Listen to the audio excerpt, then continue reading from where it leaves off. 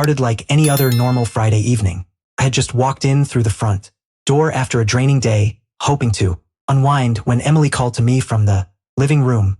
Something about her look was off, half teasing, half oddly solemn. "Come sit for a moment," she said, gesturing toward the couch. He sat, unsure why her voice carried such formality. "There are a few new expectations we should talk about," she went on, folding her hands carefully in her lap. "Expectations for me?" I asked, trying not to sound defensive. She nodded, a small smile tugging at her lips. "Yes, some things here need rebalancing. Structure, order. You'll see."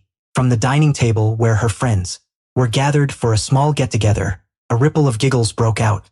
I felt annoyance surface, not because they were laughing, but because it already felt like everyone else knew something I didn't.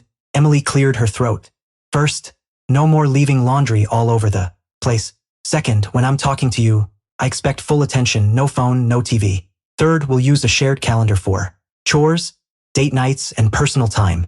She delivered it like a presentation, waiting for approval. I blinked, slowly, absorbing how a relaxed night had turned into a list of directives. Her friends laughed again, one of them murmuring something under her breath that couldn't make out. The room felt smaller, judgment thick and heavy. I took a measured breath. "Emily," I said, keeping my tone steady, "I'm open to compromise.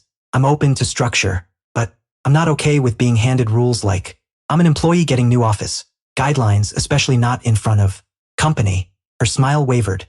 "If we're going to talk about rules," I continued, "they have to apply to both of us. Nothing one-sided, nothing imposed." The laughter behind me stopped cold. Her friends exchanged uneasy glances, unsure whether to retreat or stay silent. Stood, setting my cup down carefully. "I'm willing to communicate. I'm willing to plan together. But this," I said, motioning to her invisible list, "isn't how a partnership works. Not between equals."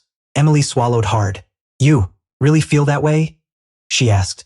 "I do," I said. "We either build this life together or it falls apart. But I won't be talked down to in my own home." The energy in the room shifted. Even her friends, who had been laughing moments earlier, now watched quietly, their amusement replaced with discomfort or maybe understanding. Emily crossed her arms, her voice tight. "I thought you'd just laugh it off. I didn't realize it sounded that serious." "It is serious," I said gently, "not because of the rules themselves, but because of how they were delivered. Marriage isn't one person setting terms. It's two people choosing together." Her friends murmured among themselves. One whispered, "He's right." I heard it, and I didn't mind. It only confirmed that the imbalance wasn't imagined. Slowly, the tension drained from Emily's shoulders. "Maybe I pushed too hard," she admitted softly. "I just wanted us to be more organized.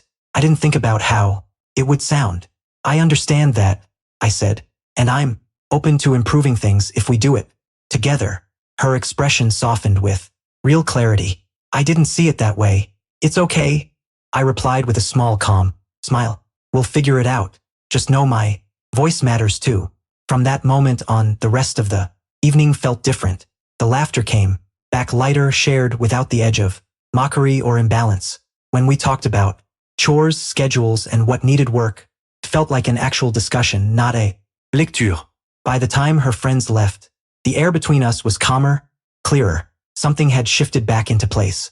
The next morning, I woke with a quiet sense of peace I hadn't felt in a long time. Emily was already in the kitchen, making coffee. When she greeted me, there was no defensiveness in her voice, only genuine warmth.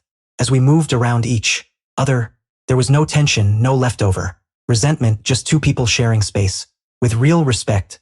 Later that day, we sat down together with the shared calendar she'd mentioned. This time, every task, every plan, every commitment was talked through and agreed on by both of us. No demands, no ambushes, just cooperation. Even when her friends visited again, they treated me differently, subtly but noticeably, with more respect, more awareness of the boundary that had been set. Their jokes were lighter now, no longer edged with condescension. That evening, Emily touched my arm gently. "Thank you for last night," she said. "I get it now. I didn't before." "It's not about winning," I told her. "It's about us, about making sure we both feel heard." She smiled, warm and unforced, and it filled the room. As I got ready for bed, something became clear. Standing up for yourself doesn't harm a relationship. Avoiding it does. Boundaries aren't barriers, they're foundations. And by protecting my dignity, I protected our relationship, too.